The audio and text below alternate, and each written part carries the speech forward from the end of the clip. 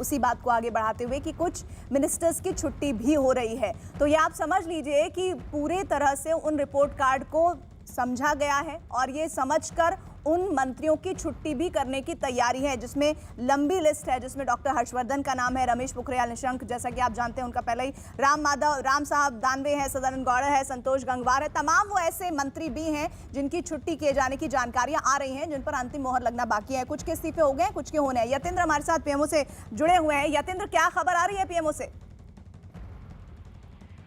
देखिए, खबर यही है कि कई मंत्रियों का इस्तीफा हो चुका है, जिसमें बड़ा नाम केंद्रीय स्वास्थ्य मंत्री डॉक्टर हर्षवर्धन का भी सामने आ चुका है। उनसे इस्तीफा ले लिया गया है। बीजेपी अध्यक्ष जेपी नड्डा ने उनको इस्तीफा देने का निर्देश दिया था, क्योंकि माना यह जा रहा है, हालांकि आधिकारिक तौर पर स्थिति स्पष्ट नहीं की गई है, लेकिन माना यह जा रहा है कि जहां दूसरी लहर जो कोरोना की आई थी, उसके बाद जो अपोजिशन के निशाने पर स्वास्थ्य मंत्रालय रहा, चाहे वो वैक्सीनेशन की धीमी गति को लेकर हो या ऑक्सीजन की कमी को लेकर हो, शायद उसकी वजह से डॉक्टर हर्षवर्धन से इस्तीफा ले लिया गया, क्योंकि वो काफ़ी किरकिरी उस समय सरकार की हुई थी और अपोजिशन ने काफ़ी जमकर निशाना साधा था। तो उसका नतीजा है कि केंद्रीय स्वास्थ्य मंत्री डॉक्टर हर्षवर्धन का इस्तीफा, इसके अलावा एक और केंद्रीय मंत्री जो उड़ीसा से है, प्रताप सारंगी, उनका भी इस्तीफा ले लिया गया। उससे पहले कैबिनेट मिनिस्टर थावरचंद गहलोत का इस्तीफा कराकर उन्हें राज्यपाल कर्नाटक का नियुक्त कर दिया गया। और भी चाहे संतोष गंगवार हो या देवश्री चौधरी हो, इन सब का इस्तीफा ले लिया गया है और बताया अभी तक यही गया है कि इनको संगठन की जिम्मेदारी दी जाएगी, क्योंकि आने वाले कई राज्यों में चुनाव हैं और उनसे संबंधित नेताओं को संगठन के कामों से जोड़ा जाएगा। लेकिन जो सूत्र बता रहे हैं वही है कि मोदी सरकार चाहती है कि जो मंत्रिमंडल का चेहरा हो, वो जो 2024 की जो तैयारी है, उसमें जनता के सामने एक निष्पक्ष चेहरा, युवा और अनुभवी, उस सबका तालमेल हो और ज़्यादा से बड़ी रफ्तार, तेजी की रफ्तार के साथ वो जनता के साथ काम कर सकें और इस तरह का एक मैसेज जा सके, इसको लेकर ये पूरी कवायद की गई है। और शायद ये मिला जुला रूप जब मोदी सरकार का आज आधिकारिक तौर पर जब शपथ ग्रहण समारोह के बाद सामने आएगा, तब देखा जाएगा। जी। और मैं गोपाल जी का दोबारा रुख करना चाहती हूँ। गोपाल जी, अनुमा जी ने जो बात कही है, उस बात का उत्तर देना बहुत जरूरी हो जाता है, वो भी ऐसे वक्त में जब हम कैबिनेट रिशफल की टाइमिंग का 3 घंटे बाद इंतजार कर रहे हैं, बस 3 घंटे और रह गए हैं। वो ये कह रही हैं कि क्या फर्क पड़ता है, क्योंकि वन मैन शो है बीजेपी में, सरकार आप चला जरूर रहे हैं, लेकिन मंत्रालयों में जिम्मेदारी जो मंत्रियों की होनी चाहिए वो नहीं है। इस पर आपका क्या कहना है? देखिए, सबसे पहली बात यह है कि जब 1 महीने से पूरी प्रक्रिया चल रही है, एक एक मिनिस्टर के साथ प्रधानमंत्री ने खुद इवेल्युएट किया है परफॉर्मेंस का, उनका डिटेल एनालिसिस किया जा रहा है। उसके बाद पार्टी अध्यक्ष और पार्टी संगठन मंत्री के साथ डिटेल में सारा डिस्कशन हो रहा है और उसके बाद जो गृह मंत्री जी और वरिष्ठ मंत्रियों के साथ प्रधानमंत्री जी ने खुद व्यक्तिगत रूप से कई घंटे, 5-5, 6-6, 7-7 घंटे की मीटिंग्स करके पूरा डिपार्टमेंट की फंक्शनिंग, मिनिस्ट्री की फंक्शनिंग को देखने के बाद, इतना बड़ी प्रक्रिया के बाद जब ये कैबिनेट का रिशफल हो रहा है, उसके बाद अगर इन्हें अनुप्रिया जी इनको दिखता नहीं है, अनुमा जी को, तो फिर इसका समझ यही आता है कि यह एक अपने दुराग्रह से प्रेरित है। समाज में, देश में क्या हो रहा है, प्रधानमंत्री क्या कर रहे हैं, वह तो ये इन्हें कुछ दिख नहीं रहा। अपने प्रदेशों में इनकी सरकारें क्या कर रही हैं, रोज सिर फटोवल होते रहते हैं इनके आपस में।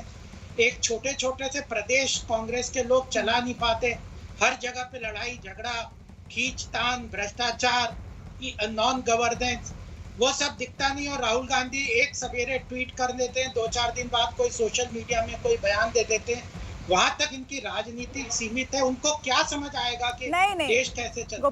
गोपाल जी, ये सवाल इसलिए क्योंकि ये लगातार कहा जाता रहा है कि पीएमओ की एक नजर जो है वो तमाम विभागों पर रहती है, लेकिन बावजूद इसके अभी तक जो जानकारी है वो 10 मंत्रियों ने इस्तीफा दे दिया है। क्या इन मंत्रियों में से कुछ को कोई जिम्मेदारी दी जाएगी मंत्रालयों की, या फिर उन्हें सिर्फ संगठन तक ही सीमित कर दिया जाएगा? देखिए, यह तो प्रधानमंत्री का औचित्य, उनका प्रेरोगेटिव है, लेकिन मैंने जब शुरू में भी कहा था कि जब भी यह पूरा जो कैबिनेट का रिशफल, रीजिग होता है या पुनर्गठन होता है, तो इसमें पार्टी की आवश्यकता बहुत महत्वपूर्ण है। पार्टी का संगठन इतना बड़ा हो गया है, इतना व्यापक हो गया है कि पार्टी के अंदर भी कई तरह की आवश्यकताओं और टैलेंट की और व्यक्तियों की जरूरत है, एक्सपीरियंस की, आइडियोलॉजिकल कमिटमेंट की, तो वह भी पूरी तरह ध्यान में रखा जाता है। कोई रीचेंज हमारे यहाँ पे स्वाभाविक भी है, क्योंकि डेमोक्रेटिक इंस्टीट्यूशन है, पार्टी से कुछ लोग गवर्नमेंट में जाएंगे, गवर्नमेंट से कुछ लोग पार्टी में आएंगे, कुछ लोग स्टेट के इलेक्शन में लगेंगे, उनका वो भी महत्व है। कई महत्वपूर्ण स्टेट्स में इलेक्शन हो रहे हैं और गवर्नेंस की आवश्यकताओं को ध्यान में रखते हुए भी टैलेंट की भी आवश्यकता होती है, कुछ एजुकेशनल बैकग्राउंड की। तो इन सारे को ध्यान में रख के इतनी बड़ी ये प्रक्रिया हुई है, इतनी बड़ी एक्सरसाइज हुई है और वही प्रधानमंत्री का महत्वपूर्ण कार्य करने की प्रक्रिया प्रणाली है कि वह पूरी डेप्थ में खुद जाते हैं। जी, और प्रधानमंत्री अनुमा जी, आपको इस रिशफल का महत्व क्यों नहीं लग रहा है? आपको इसमें वजन क्यों नहीं लग रहा है? जब 10 मंत्रियों के इस्तीफे हो गए हैं, कुछ के शायद और भी हो जाएंगे, आपको क्यों भरोसा नहीं लग रहा है कि आने वाले समय में जो विस्तार होगा ये देश के विकास के लिए और लोगों के भले में होगा? जी, आपके इस चैनल की मैं काफी प्रशंसक हूँ, क्योंकि आपके साथ तो पहली बार हूँ, लेकिन कुछ लोगों के साथ जब मैं आई हूँ तो मैंने उन्हें बिल्कुल निष्पक्ष पाया है। तो मैं चाहती हूँ इस सवाल में आप मेरे साथ जुड़ के सत्ता पक्ष से ये पूछें कि क्यों उनको प्रतिभाओं की कदर नहीं है। जिन लोगों को वो ही लेकर आए थे इस जगह पर, जैसे हम अगर एग्जाम्पल ले लें तो हम उर्जित पटेल का एग्जाम्पल ले लें, अरविंद सुब्रमण्यम का ले लें, अरविंद पानागढ़िया का ले लें, हम अगर एग्जाम्पल ले लें विरल आचार्य जी का ले लें, इन सभी को ये सरकार लाई थी। लेकिन चूंकि वो अपनी नहीं चला सकते का मतलब वो अपने जो उनकी स्पेशलाइजेशन है उसके हिसाब से सलाह नहीं दे पाते, तो उनको हटना पड़ा। अभी रिसेंटली हमने देखा कि वायरोलॉजी के जो इंस्टीट्यूट के जो वायरोलॉजी का जो इनका टास्क फोर्स के जो हेड थे, उन्होंने इस्तीफा दिया। तो मैं चाहूंगी आप मेरे साथ जुड़ के ये सवाल खुद पूछें सत्ता से कि क्यों उनको प्रतिभाओं की कोई परवाह नहीं है। अब जो ये मंत्री आए हैं, आप विश्वास रखिएगा, सभी मंत्रियों के रहते हुए भी प्रधानमंत्री जी ही बच्चों को संबोधित करते थे, प्रधानमंत्री ही डीएम को संबोधित करते थे। तो प्रधानमंत्री जी का केवल सेंट्रलाइजेशन पर भरोसा है। नाम कोई भी हो, नाम ए हो सकता है, बी हो सकता है, जेड हो सकता है, पर प्रतिभाओं की परख नहीं है। ये केवल तुष्टीकरण है जिससे लोगों का फायदा नहीं होने वाला। तो ये मैं आपको बताना चाहती हूँ और इसमें मेरा कुछ नहीं है। आपने खुद देखा शिवसेना के प्रवक्ता जब शुरू के 2 मिनट जब वो बोलते रहे तो मैं सोची वो सटायर कर रहे हैं, क्योंकि वो कह रहे थे पीएम प्राइम मिनिस्टर ऑफिस बहुत अच्छा काम कर रहा है, प्राइम मिनिस्टर ऑफिस। उन्होंने कभी मंत्रालय की बात नहीं की, तो मंत्रालयों ने काम नहीं किया, वही तो कह रही हूँ मैं। जी गोपाल जी, जवाब दीजिए। कि जब प्रधानमंत्री काम करते हैं, मेहनत करते हैं, ओवरसाइट रखते हैं, प्रधानमंत्री का ये जिम्मेदारी है, हमारे संविधान ने दिया है कि प्रधानमंत्री is the first person in the cabinet, जो कि पूरे गवर्नेंस की जिम्मेदारी उनके पास है। तो वह पूरी तरह से वॉच रखते हैं, कंट्रोल रखते हैं, कार्य में डायरेक्शन देते हैं, दिशा देते हैं, संगठन को भी देते हैं, हमारे लीडर हैं। अब ये कांग्रेस की समस्या क्या है कि इन्हें मनमोहन सिंह जैसे प्रधानमंत्री की आदत पड़ गई है, जो नतमस्तक थे 10 जनपद पे, दौड़ दौड़ के फाइलें लेके बाहर खड़े रहते थे, और जब सोनिया जी की नजर घूमती थी उनकी तरफ तब वो डिसीजन लेते थे। और राहुल गांधी जैसे एक्स्ट्रा कॉन्स्टिट्यूशनल इन्होंने लोग खड़े कर रखे हैं जो पब्लिकली कैबिनेट से पास हुए ऑर्डिनेंस को ठीक है, फाड़ उनको पूरा करने दीजिए, उनको पूरा करने दीजिए। हाँ, ये इस तरह की इनकी आदत पड़ गई, इनको गवर्नेंस के बारे में कुछ पता ही नहीं। ये लेकिन गोपाल जी, सवाल इसलिए कि अगर स्वास्थ्य मंत्री डॉक्टर हर्षवर्धन का इस्तीफा होता है तो इसका मतलब क्या ये निकाला जाए कि महामारी में जो तस्वीर आनी चाहिए थी सामने नीति निर्देशों के पालन के दरमियान या फिर नीति निर्धारण में, वो कर पाने में नाकाम हुए? इस बात का भी विपक्ष सवाल आपसे पूछ रहा है और जवाब चाहता है, लेकिन उससे पहले आप जवाब दीजिए। 1 मिनट, अनुमा आचार्य जी कुछ कहना चाह रही है, उसी के साथ में दोबारा उत्तर दीजिएगा। 2 चीजें कहना चाहती हूँ। इस सरकार को वाकई डिवीजन ऑफ लेबर नहीं आता है। इसका मतलब ये है कि कोई भी मंत्री किसी भी मंत्री के बारे में वक्तव्य देता रहता है। मैं उम्मीद करती हूँ इस रिशफल के बाद ये बात ठीक होगी। दूसरी चीज, इन्होंने मनमोहन सिंह जी की बात की, तो मैं आपको बता दूं कि वहां पर 2 तरह की चीजें थी। एक तो मनमोहन सिंह जी जिस रास्ते पर चल रहे थे वो एक तो ओपन इकोनॉमी का रास्ता था और बहुत अच्छा रास्ता था, उससे देश की प्रगति हो रही थी। दूसरी तरफ सोनिया गांधी जी के पास में चेयरमैनशिप थी उसकी, जिसके अंदर वेलफेयर स्टेट का जो काम होना चाहिए इस देश का, यानी कि एक बराबरी का बैलेंस, जिसमें वेलफेयर स्टेट जो कि आज हम नहीं बचे हैं, जिसमें वेलफेयर स्टेट का हम कोई काम नहीं कर रहे हैं, हर चीज में तकलीफ होती है वेलफेयर स्टेट का काम करते समय। तो जो प्रशासन की समझ उस समय थी वो अब नहीं है।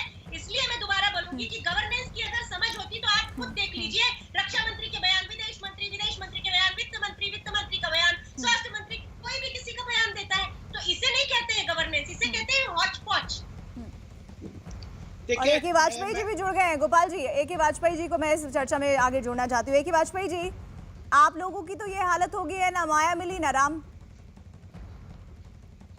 नहीं प्रीति जी, राजनीति में ना माया है ना राम है, दोनों है। राम देखिए ना- आज ना- की ना- राजनीति में दोनों है। ना ना ना ना ना राम है ना माया है। राम की पूजा हनुमान करता है, वो उसका व्यक्तिगत मामला है। तो हनुमान को जब- राम कहाँ मिले, बताइए कहाँ राम मिले? तो कौन से रहेंगे? अरे राम नहीं हट सकते, राम और हनुमान का संबंध कभी नहीं बिछड़ सकता। वानर लेकिन सेना तो जहाँ पहुंच तक गया है, राजनीतिक- वानर सुनिए ना, सेना जहाँ- की तो नुमाइंदगी हो गई है। अरे सुनो ना, मैं जवाब देता हूँ ना, प्रीति जवाब तो देने दो। होता यह है कि जब राजनीतिक पार्टियां फैसले लेती हैं तो वो राजनीतिक तरीके से लेती हैं, लेकिन यहाँ एक और मैसेज बड़ा क्लियर जा रहा है कि गठबंधन धर्म की सीमाओं को, मर्यादाओं को क्या लांघा गया है, क्या उसका उल्लंघन किया गया है, क्या ये मैसेज नहीं जा रहा? अगर मान लो हमारे परिवार की वजह से लड़ाई चल रही है और उस लड़ाई में अगर मजबूती से सारा का सारा पार्टी का स्ट्रक्चर 95% अगर हमारे साथ खड़ा हुआ है और स्पीकर के फैसले का, जो स्पीकर ने खुद मैटर को पेंडिंग रखा हुआ है कि जाने अनजाने में इस मामले को हम दोबारा से रिवाइज करा सकते हैं, कौन पार्टी का लीडर होगा लोकसभा में, बिकॉज लीडर बनाने का अधिकार पार्टी के पार्लियामेंट्री बोर्ड को होता है। तो जब फैसला पेंडिंग है, पार्टी पे किसी ने क्लेम नहीं किया, तो पार्टी के निष्कासित सांसद को आप कैबिनेट में लेंगे तो इसको क्या कहा जाएगा? मतलब इस सरकार के एनडीए की अलायंस को साथ रखने की क्या काबिलियत है, क्या मर्यादाएं और सीमाओं का उल्लंघन हुआ, ये तो जनता देखेगी और भी राजनीतिक दल देखेंगे। परफॉर्मेंस का सवाल नहीं है। लेकिन वाजपेयी जी, मर्यादा क्या है उसे तय करने के लिए आप लोग कोर्ट का रुख कर रहे हैं। आपकी इन बातों पर संजय गुप्ता साहब मुस्कुरा रहे थे, उनसे भी जाऊं, सुनिए तो सही, सुन तो रहे। हाँ, वो बिल्कुल क्लियर करेंगे। कुछ और लगातार जो रिएक्शंस आ रहे हैं वो मैं चाहती हूँ कि हमारे व्यूअर्स देख ले। प्रधानमंत्री से मुलाकात के बाद बीजेपी नेता कौशल किशोर ने क्या कहा है, आइए सुनिए। बुलाया गया था, प्रधानमंत्री जी ने सबको बधाई दी और कहा कि जो भी जिम्मेदारी मिलेगी उस जिम्मेदारी का पारदर्शिता से, ईमानदारी से निर्वहन करना है और जो जिम्मेदारी है उसको जिम्मेदारी को सही तरीके से निभाना है। संजय गुप्ता जी, मैं बिना किसी रोक टोक के सीधे आपके पास आना चाहूंगी। उस मुस्कुराहट के पीछे वो शब्द क्या थे जो व्यूअर्स सुन नहीं पाए? मैं एक्चुअली जिस तरह से इन्होंने कहा, मैं नहीं जानता किस पार्टी से हैं, लेकिन मैं इस बात से सहमति रखता हूं कि हमारे देश की राजनीति में राम है, बिल्कुल है। और एक कहावत है कि जिन लोगों को राम नाम कड़वा लगे, मीठा लगे दाम, ऐसे लोग दुविधा में रहते हैं, ना राम ना माया मिलती है उन्हें, ना राम। वाजपेयी साहब, इसको क्या कह रहे हैं? जलेबी क्यों बना रहे हैं? साथ साथ कहिए ना। जलेबी नहीं बना रहा हूँ मैं, सीधा सीधा स्पष्ट कह रहा हूँ। राम हमारी आस्था का सबसे बड़े प्रतीक है। हमारे देश की राजनीति में राम थे, राम हैं और हमेशा रहेंगे। और वो कोई भी हो, मैं नहीं जानता आप किस पार्टी से, वो लोग जो राम के अस्तित्व को नहीं मानते, उन लोगों को मैं यही कहना चाहूंगा। संजय जी एक मिनट, ये ठीक नहीं लगता कि आप जानते भी नहीं है और हमारे पैनल में लोग बैठे हुए हैं। A.K. वाजपेयी साहब एलजेपी के वरिष्ठ नेता है, ज्यादातर डिबेट्स में वो हमारे साथ शामिल होते रहे हैं।